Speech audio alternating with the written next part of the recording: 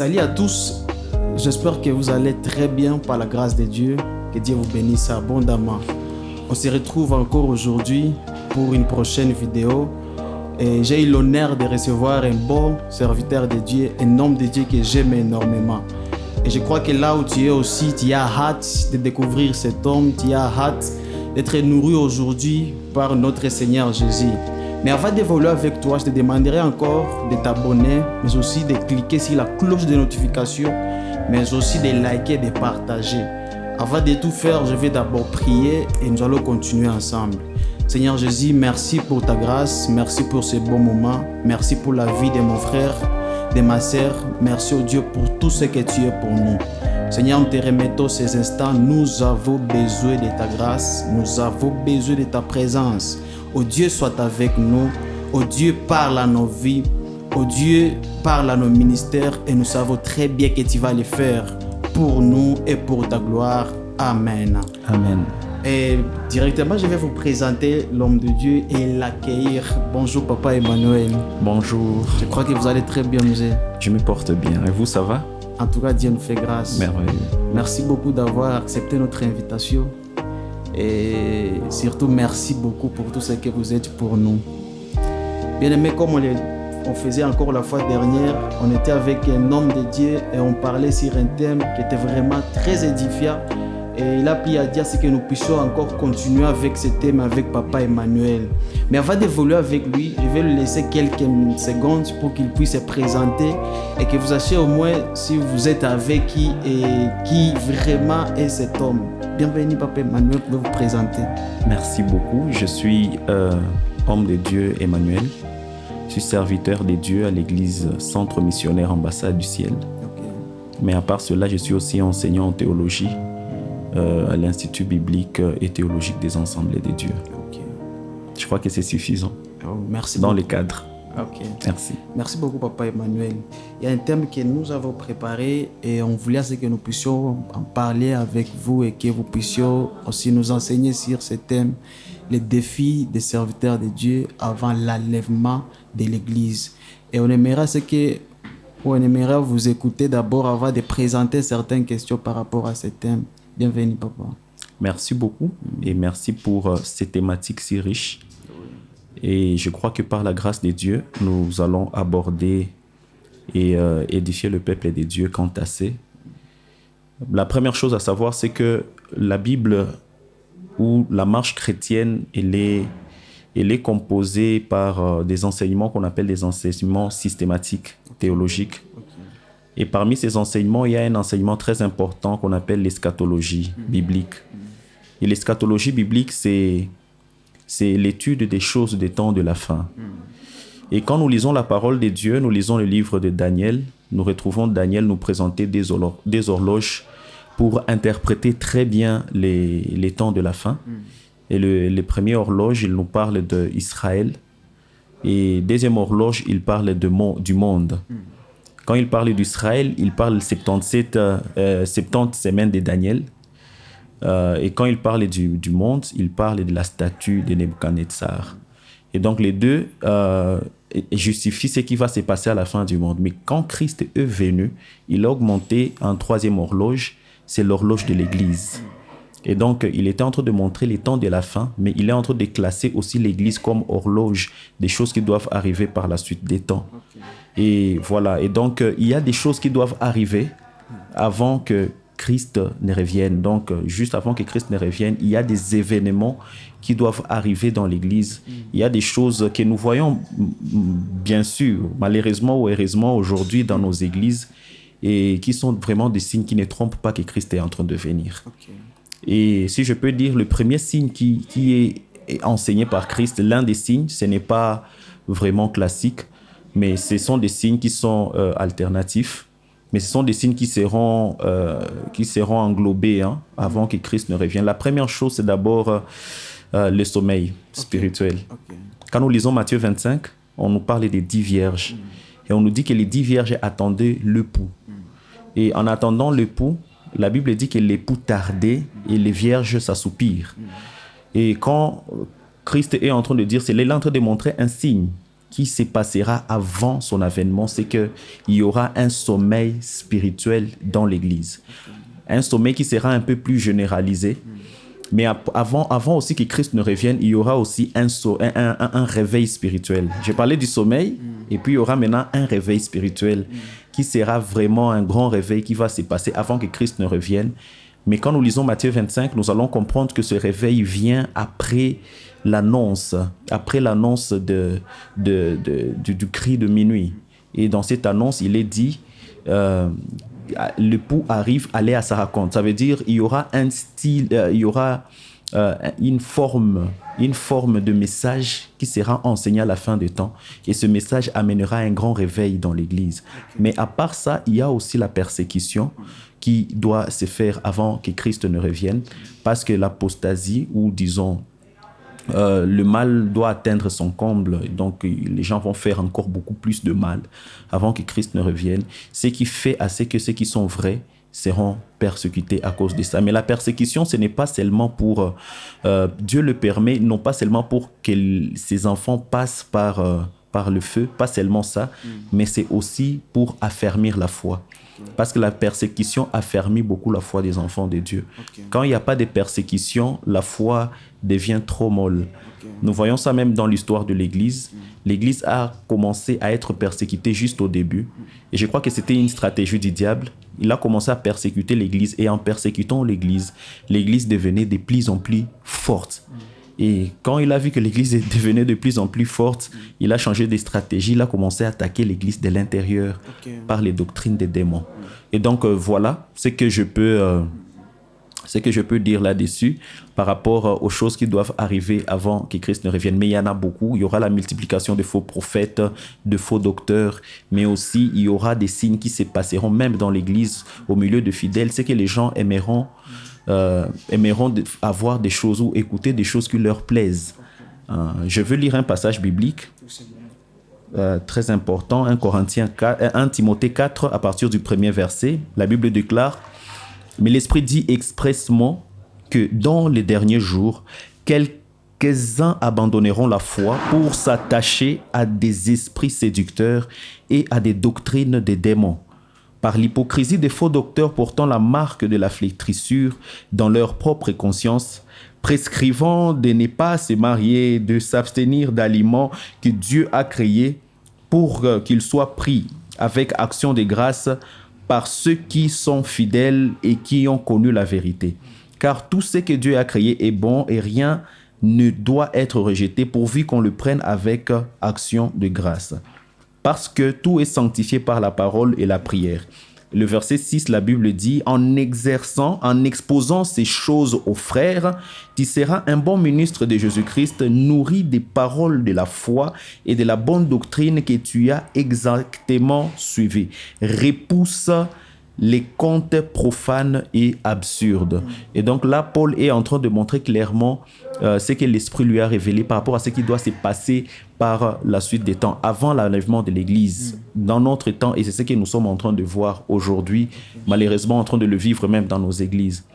Et donc, c'est un peu ça. Donc, pour ce qui est des serviteurs de Dieu, c'est vrai, les serviteurs de Dieu seront persécutés.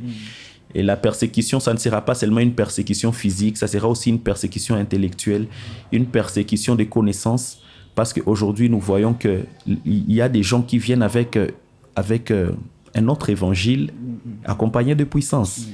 Et donc, c'est aussi une forme de persécuter les serviteurs de Dieu.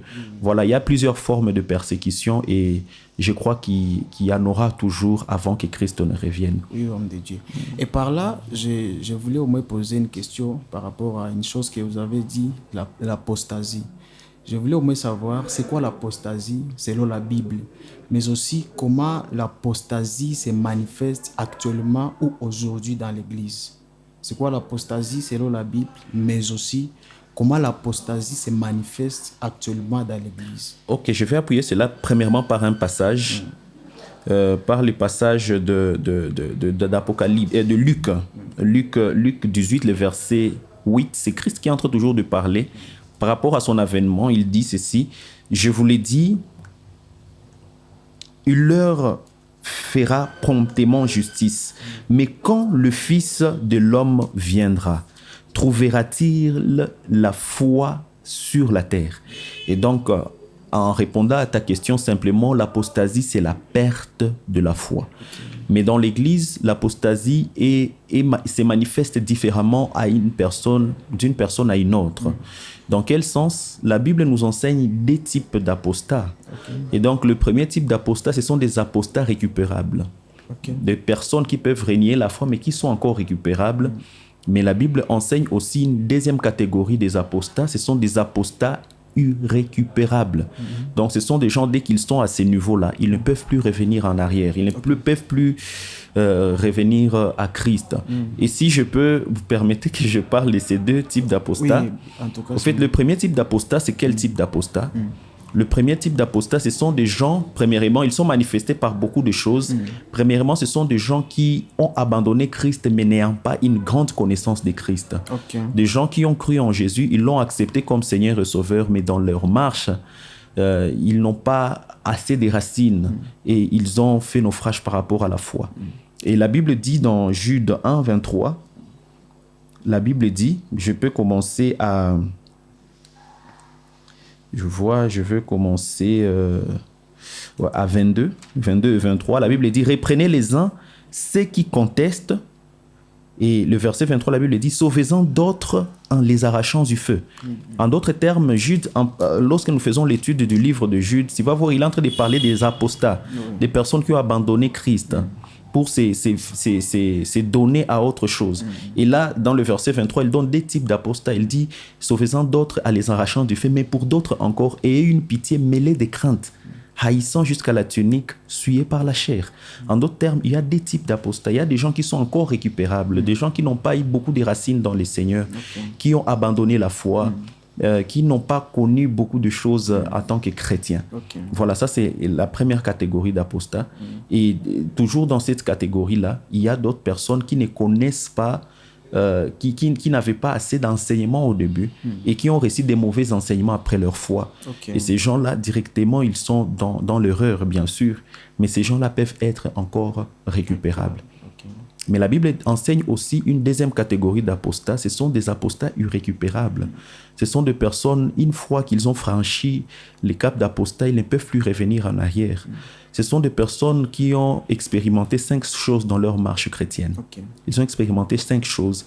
La Bible enseigne cela dans le livre de Hébreux. Dans le livre d'Hébreux,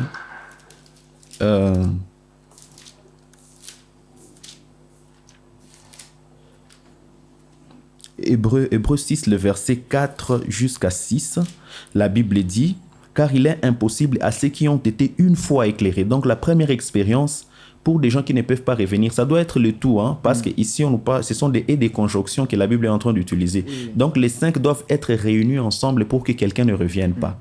La première chose, ceux qui ont été une fois éclairés, donc les personnes qui ont été éclairées par rapport à la parole de Dieu, qui ont goûté les dons célestes. Ça, c'est la deuxième chose, l'expérience du don céleste. Troisièmement, qui ont eu part au Saint-Esprit. Ça veut dire des personnes qui ont été régénérées de nouveau. Et troisièmement, la Bible dit, ont goûté à la bonne parole de Dieu. OK? Quatrièmement, ce sont des personnes qui ont expérimenté aussi la puissance du siècle à venir. Et donc, ce sont des gens, une fois que ces 5 choses-là sont réunies, ces personnes-là ne peuvent plus revenir s'ils régnaient les seigneurs. Mais la bonne nouvelle, c'est que quand quelqu'un expérimente cela, il est impossible aussi d'abandonner les seigneurs parce que sa foi est soutenue par la vue. Tu vois? Sa foi est déjà soutenue par la vue. C'est comme quelqu'un qui va voir quelque chose à acheter, il l'a déjà vu. Cette personne aura plus confiance à acheter cette chose qu'une personne qui fait une commande en ligne, des choses qu'il n'a jamais vues. Et cette personne ici, ces personnes qui, quand ils réunissent la foi, ils ne peuvent plus revenir. Ce sont des gens qui, au-delà de la foi, ils ont expérimenté que Dieu est réellement vrai par les expériences et par leur manière de marcher. Mais la bonne nouvelle, c'est qu'une fois que quelqu'un est dans ces niveaux ici, il est impossible, je peux le dire aussi, il est presque impossible que cette personne-là abandonne aussi le Seigneur parce que sa foi est déjà soutenue fortement par la vue et par les expériences du siècle à venir. Ok. Et donc, il y a ça, mais aussi de personnes qui renient la foi. Ce sont des gens qui ont déjà cette expérience et qui abandonnent la foi. Et là, il y a maintenant plusieurs paramètres. Il y a ceux qui abandonnent la foi, ils restent à la maison posés. Mais il y a d'autres qui abandonnent la foi, mais qui s'attachent aux doctrines des démons. Exactement. Ça veut dire quelqu'un qui a cru au Seigneur, il a expérimenté tout. Je donne un exemple. Dieu lui a fait grâce de visiter le 3e ciel. Il lui a fait grâce de visiter l'enfer. Il lui a fait grâce de voir des anges. Il lui a fait grâce de voir ce qui est céleste, de goûter à ces choses. Et puis il abandonne volontiers et il s'attache au diable. Pour ces personnes-là, il est difficile. Disons, comme la Bible le dit, il est impossible pour ces gens-là de revenir. Parce qu'ils ont crucifié le Seigneur. Ils ont crucifié, comme la Bible le dit, 2 fois. Donc voilà. Et il n'y a plus de sacrifice de péché pour eux. Exactement. Mais aussi une deuxième question, homme de Dieu. Comment un serviteur de Dieu peut-il rester ferme dans la vérité face à la monde et à l'apostasie?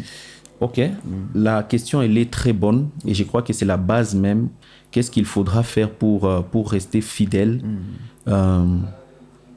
Pour rester fidèle, je dirais simplement ce que Christ a dit dans le livre d'Apocalypse. La première chose pour rester fidèle est de ne pas tomber dans l'apostasie, parce que l'apostasie ne vient pas comme une génération spontanée. Non, ça vient par des choses que tu as assimilées avec le temps. La première chose que je dirais comme Christ retient ce que tu as. Okay. Ça veut dire la première chose pour éviter l'apostasie, il faut garder d'abord ce que tu as. Ce que tu as reçu, il faut garder cela.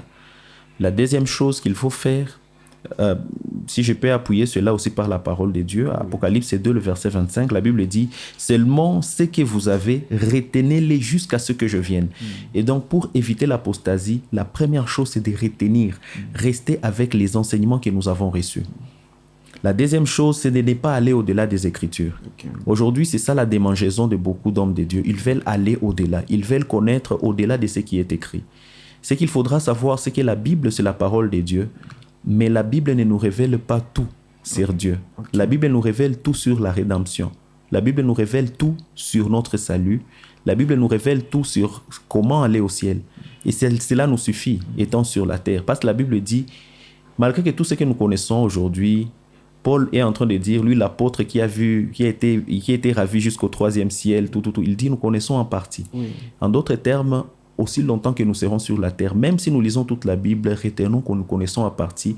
Et la Bible nous promet que nous connaîtrons tel qu'on a été connu les jours où on sera semblable à Christ, les jours où on sera dans le royaume des dieux. Okay. Et donc, pour ne pas entrer dans l'apostasie, pour éviter d'être victime des doctrines des démons, il faudra rester dans la parole de Dieu. Le problème aujourd'hui, c'est que les gens ne veulent pas rester dans la parole de Dieu. Ils veulent expérimenter au-delà de la parole de Dieu, ce qui n'est pas une chose à encourager. Moi, je n'encourage pas les jeunes à aller au-delà de ce qui est écrit. Okay. Voilà. Et troisième chose, c'est marcher par la foi et non pas par la vue. Pour ne pas tomber dans l'apostasie, restons dans la foi et non pas dans la vue. La plupart des hommes de Dieu, des enfants de Dieu, veulent voir pour croire. Or, le principe biblique, c'est de croire pour voir. Et donc, moi, je conseillerais les enfants de Dieu, aux enfants de Dieu, aux serviteurs de Dieu, de ne pas vouloir toujours voir. La vie chrétienne ne se mesure pas sur les sentiments. C'est ce que Christ est en train de dire au diable. Quand le diable lui dit, si tu es fils de Dieu, ordonne que ce pain devienne de pierre. Voilà. Et Christ lui dit, l'homme ne vivra pas de pain seulement, mais de toute parole qui sort de la bouche de Dieu.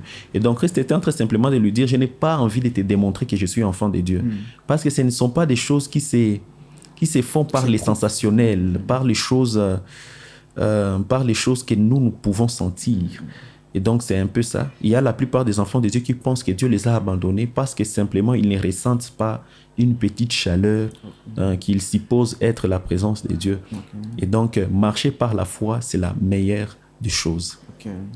Mais aussi notre question, homme de Dieu, je voulais aussi savoir les signes ou quels sont les signes bibliques qui montrent les faux prophètes qui se multiplient du jour au jour. Je peux encore reformuler ma question.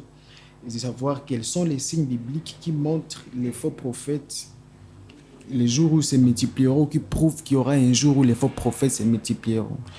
Ok, il y a un principe dans le business.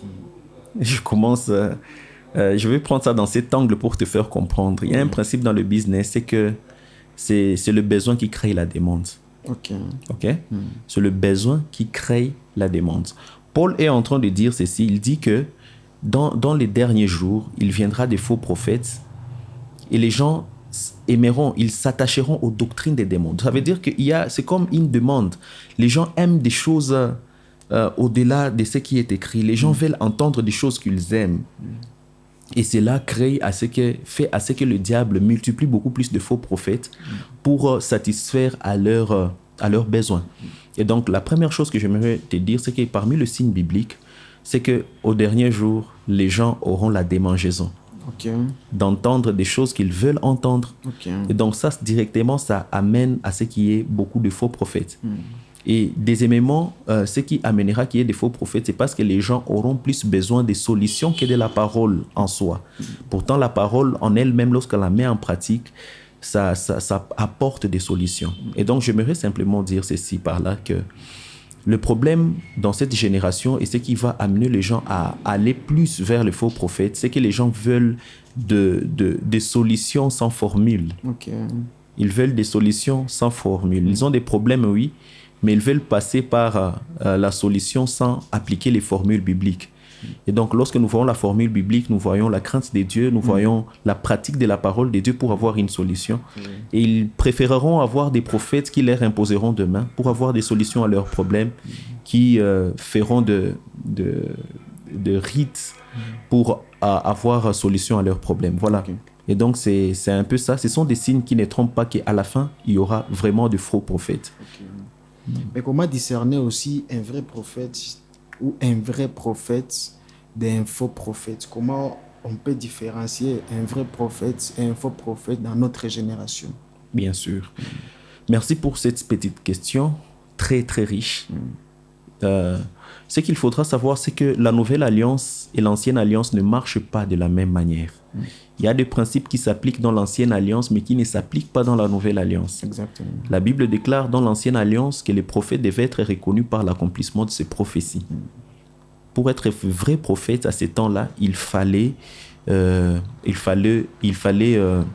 tes prophéties s'accomplissent pour qu'on reconnaisse que tu es un vrai prophète. Mais dans la nouvelle alliance, ce n'est pas ça. Dans la nouvelle alliance, on ne dit pas qu'on les reconnaîtra par l'accomplissement de leurs prophéties, mais la Bible déclare qu'on les reconnaîtra par leurs fruits. Et donc, dans la nouvelle alliance, on ne reconnaît pas un vrai prophète parce qu'il prophétise quelque chose qui est vrai, mais parce que sa vie glorifie le Seigneur. Voilà. Donc, on connaîtra un vrai et un faux par rapport à leurs fruits. C'est par rapport à leurs fruits. Dans la nouvelle alliance, c'est ça. C'est par rapport à leurs fruits. Mais pourquoi aussi, homme de Dieu, pourquoi la persécution des véritables serviteurs de Dieu semble s'identifier dans l'état de la fait? Comment et pourquoi la persécution de ceux qui semblent être des vrais serviteurs de Dieu s'identifie toujours et toujours? Bien sûr, ce qu'il faudra comprendre, c'est que nous sommes dans le monde, mais nous ne sommes pas du monde. Le monde, c'est un système que le diable a établi lorsque l'homme a accepté de lui céder sa place. Et donc, dans les jardins d'Éden, l'homme a donné au diable la clé, la porte pour agir dans le monde. Et le diable a créé un système qu'on appelle le monde. Et ce monde travaille avec le mensonge, travaille avec le ténèbre, travaille avec tout ce qui n'est pas de Dieu. Et maintenant, quand quelqu'un est vrai et qu'il commence à enseigner la vérité, il commence à apporter la lumière dans les ténèbres, cette personne ne sera jamais aimée par le monde des ténèbres.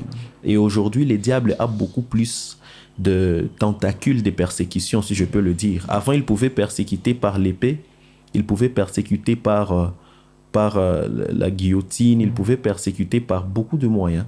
Mais aujourd'hui, il a beaucoup plus de tentacules. Et parmi ces tentacules, il y a le média. C'est pourquoi vous serez en train de remarquer qu'un vrai serviteur de Dieu sera toujours d'abord combattu par le média. Parce que ce que le média nous fait avaler semble être la vérité. Pourtant, ce n'est pas la vérité. Et donc, ce qu'il faudra seulement savoir, pourquoi nous devons être persécutés, c'est parce que nous ne sommes pas du monde. Et quand il commence à avoir des compromis avec le monde, crois-moi, tu ne seras jamais persécuté. La Bible déclare que ceux qui veulent marcher pieusement dans le Seigneur, ils seront toujours persécutés parce que nous sommes dans le monde, mais nous ne sommes pas de ce monde. Et le diable n'acceptera pas que nous puissions dépeupler son camp pour peupler le camp de Dieu. Ok. Mais aussi, quels sont les moyens spirituels qui peuvent nous aider ou quels sont les moyens spirituels à utiliser pour résister aux pressions, critiques et fausses accusations? Quels sont les moyens spirituels que nous pouvons utiliser ou qui peuvent nous aider pour résister à ces choses? Le seul moyen spirituel, c'est le fruit de l'esprit. Ok. Voilà, c'est le fruit de l'esprit. Vous savez, un homme de Dieu qui n'a pas les fruits de l'esprit ou qui n'a pas développé le fruit de l'esprit dans sa marche, il aura du mal à gérer des pressions. Parce que quand il y a la pression, il faut la maîtrise de soi. Quand il y a la persécution, il faut l'amour. Quand on est encore jeune, on est persécuté, il faut la patience parce que nous avons encore beaucoup de temps à vivre. Okay. Tu vois? Donc moi, je dirais simplement que les hommes de Dieu développent beaucoup plus les fruits de l'esprit, mais à part le fruit de l'esprit, qu'ils développent beaucoup plus la vie de dépendance totale à Dieu. Okay. Voilà. Donc c'est un peu l'apport que je peux donner par rapport à cette question-là. Mais quelle est la place de l'humilité et de la consécration dans ces contextes prophétiques? Quelle est la place de l'humilité, mais aussi de la vie de consécration dans ces contextes prophétiques? Contexte prophétique dans le sens qu'on est un vrai prophète? Ok. Je ne sais pas comment répondre à cette question. Elle semble être vrac, mais quand même, on va essayer. Oui. C'est que l'humilité, c'est premièrement reconnaître que tout ce que tu as ne vient pas de toi. Okay. La Bible dit que tout don parfait, toute grâce excellente vient d'en haut. Oui. Et donc, la première preuve de l'humilité, c'est de savoir que nous sommes des canaux et non pas des sources. Okay. Comprendre que ce n'est pas toi, que c'est Dieu qui le fait. Vous savez, l'humilité, la Bible déclare, c'est Dieu qui est en train de parler de Moïse en disant qu'il n'y a pas eu d'homme humble comme Moïse à son temps. Vous savez pourquoi?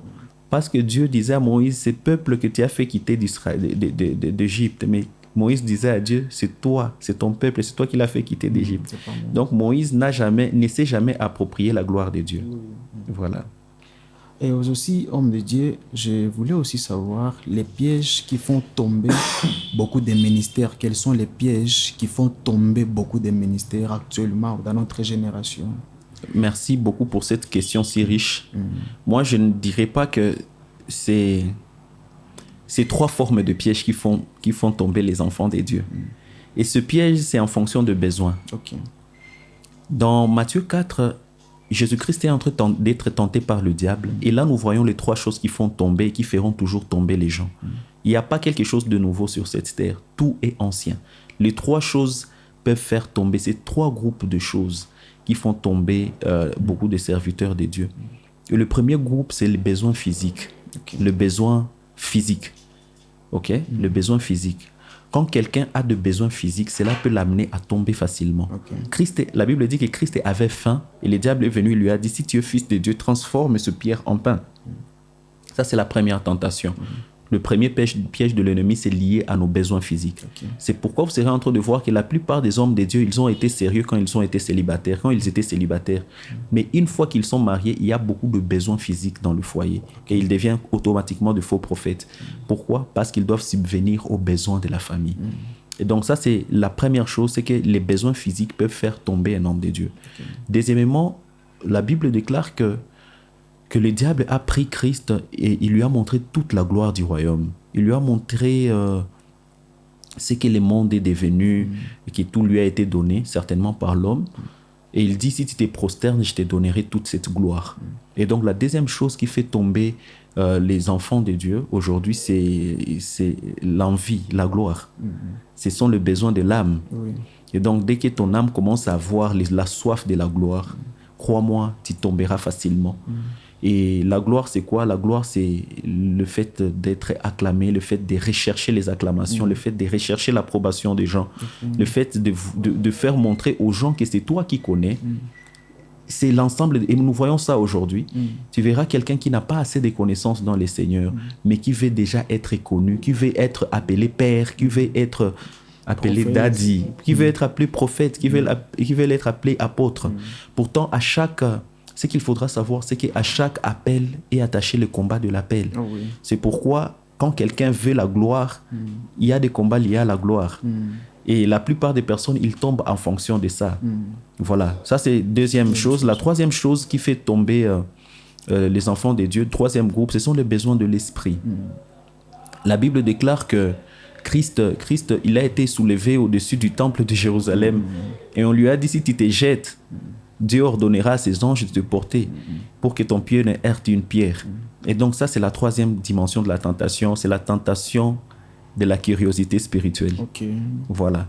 La curiosité spirituelle fait tomber beaucoup des enfants de Dieu. La plupart des prophètes, ce n'est pas qu'ils cherchent la gloire, mais ils veulent voir des anges, ils veulent connaître leur nom, ils veulent ils veulent expérimenter quelque chose avec le surnaturel. Ces genres de curiosité peuvent amener quelqu'un à tomber dans le piège de l'ennemi. Et ce piège de l'ennemi, c'est le synchronisme spirituel où on commence à mélanger Bible et autres choses pour expérimenter les expériences surnaturelles. Et donc, c'est un peu ça. Ce sont les trois pièges, les trois groupes de pièges que je peux, par la grâce de Dieu, donner comme réponse à votre question. Mais aussi, il peut y avoir un remède ou une solution pour ne pas tomber dans ces pièges. Qu'est-ce qu'on peut faire pour ne pas tomber aussi dans ces pièges? Pour ne pas tomber dans ces pièges, la première chose, c'est de vivre comme un pèlerin. Étant sur la terre, vivre comme un pèlerin. Il y a des moyens qui nous permettent d'aller au ciel facilement. La première chose, c'est de se contenter de ce qu'on a.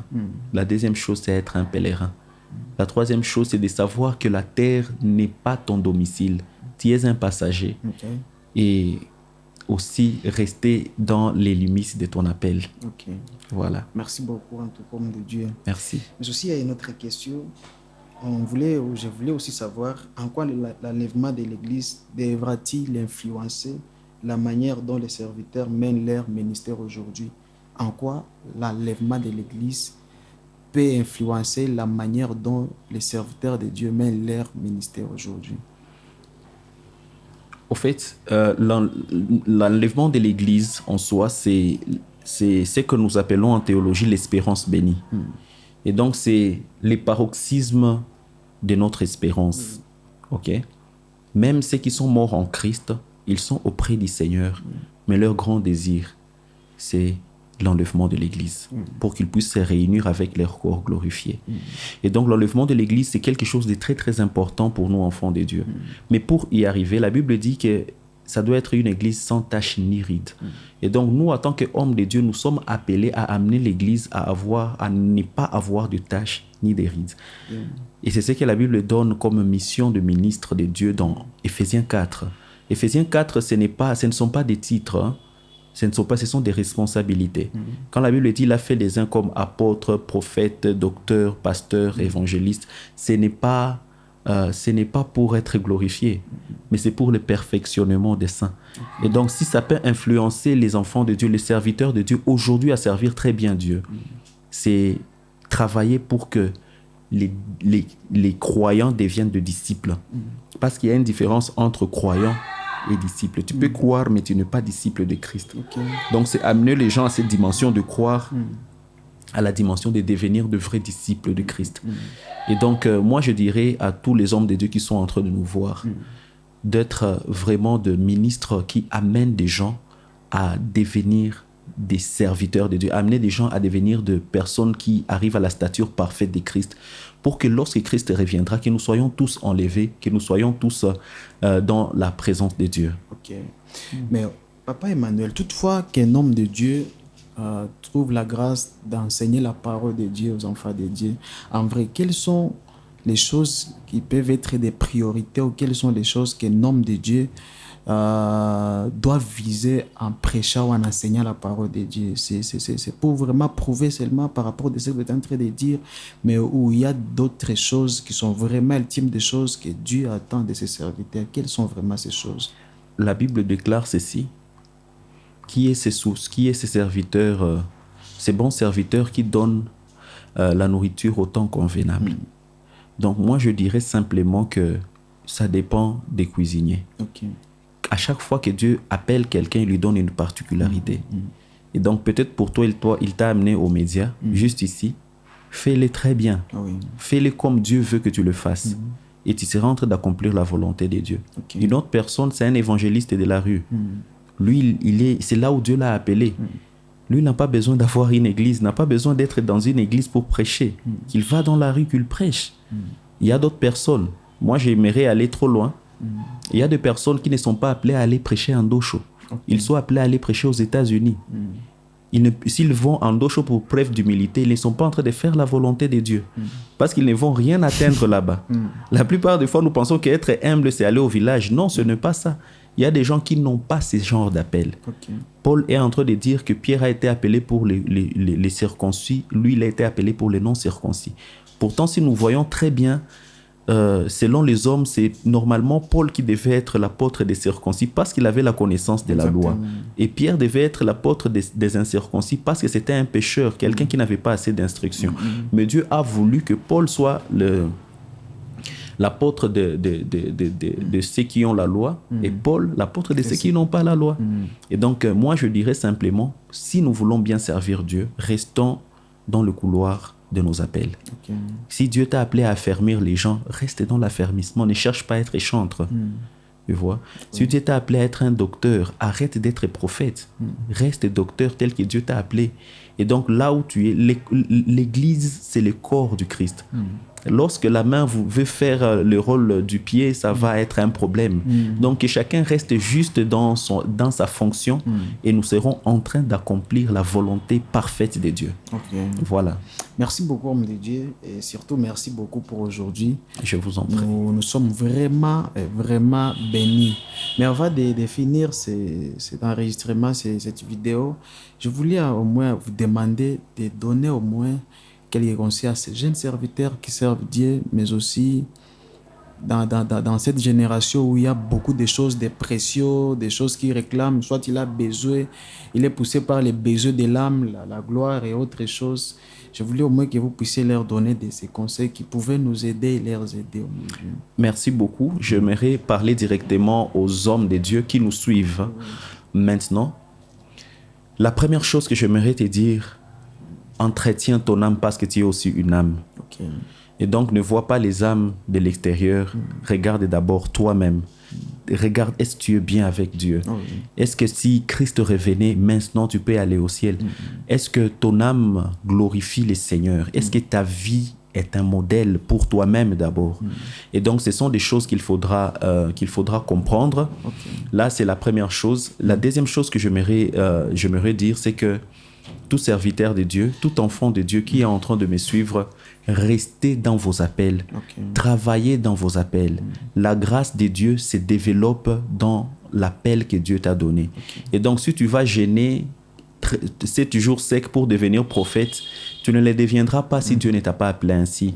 Mais si tu gênais les 7 jours pour aller évangéliser, tu vas évangéliser avec puissance et grâce. Et donc, travaillez, affermissez vos grâces, affermissez aussi votre vocation. Et la Bible déclare que la porte du royaume des cieux s'est largement ouverte pour vous. Merci. Merci beaucoup, pasteur. Et en fait, vous allez prier en tout cas pour nous. Que Dieu nous aide de ne pas vraiment abandonner la foi. Que Dieu nous aide à rester vraiment ferme. Mais aussi, nous disons et nous saluons tous nos bien-aimés qui nous suivent à la radio RAO FM, Radio Alpha Omega, à la fréquence 101.0. Que Dieu vous bénisse aussi abondamment. Papa Emmanuel va prier pour nous et il va dire à Dieu que Dieu puisse nous capaciter à marcher comme lui il veut, à servir comme lui il veut. Bienvenue, Papa Emmanuel. Seigneur Dieu de gloire, je te bénis, je te glorifie. Seigneur, merci pour ces temps précieux en ta présence. Tu as permis que nous puissions parler à tes enfants. Seigneur, c'est une grâce. Ainsi, je prie que cette parole qui a été prononcée soit une sémence. Amen. Une très bonne sémence. Et que le cœur qui va recevoir cette parole, quiconque écoutera ce message, que son cœur soit une terre fertile. Amen. Et à chaque fois que cette parole sera jetée dans son cœur, que cela produise des fruits en abondance. Amen. Seigneur, je sais que nous avons beaucoup de besoins liés à notre âme, liés à notre corps, liés à notre esprit, mais c'est toi qui pourvois nos besoins. Car tu es le Dieu de providence. Oui. Seigneur, laisse que la gloire et l'honneur te reviennent. Garde fidèle mon frère et ma sœur qui sont en train de nous écouter. Seigneur, garde-nous à tes pieds. Fais que nous soyons des disciples accomplis de personnes qui n'ont pas à rougir devant le trône, de personnes qui auront des récompenses au tribunal de Christ. Seigneur, permets au Dieu de gloire que quiconque sera en train d'écouter ce message, Seigneur, que ses vêtements redeviennent blanches. Amen. Seigneur, car il est écrit que nous sommes purifiés par ta parole. Laisse que cette parole puisse purifier mon frère et ma sœur. Garde-nous fidèles à toi. Seigneur, je sais qu'il y a le vent et marée. Je sais qu'il y a, Seigneur Dieu de gloire, de turbulences. Mais une seule chose que je te demande, laisse que nos regards restent fixés à toi. Seigneur, et que nous puissions entrer dans cette carrière que tu nous as ouverte. Que nous soyons des disciples accomplis. Une autre chose que je te demande, Seigneur, ne me le prive point. Permets que la vie d'intimité caractérise mon frère et ma sœur. Nous ne voulons pas être des lecteurs de la Bible pour prêcher, mais nous voulons être des lecteurs de la Bible pour d'abord nous édifier nous-mêmes. Nous ne voulons pas être des prieurs juste pour aller prier et faire tomber les gens, mais nous voulons prier d'abord parce que nous sommes tes enfants et nous devons avoir et développer notre intimité avec toi. Seigneur, laisse que l'honneur et la gloire te reviennent et laisse que l'atmosphère céleste accompagne chacun de nous. Au nom de Jésus. Amen. Amen. Merci bien-aimés, que Dieu vous bénisse abondamment. Merci d'avoir visionné cette vidéo et bienvenue encore à la prochaine vidéo. Que Dieu vous bénisse. Amen.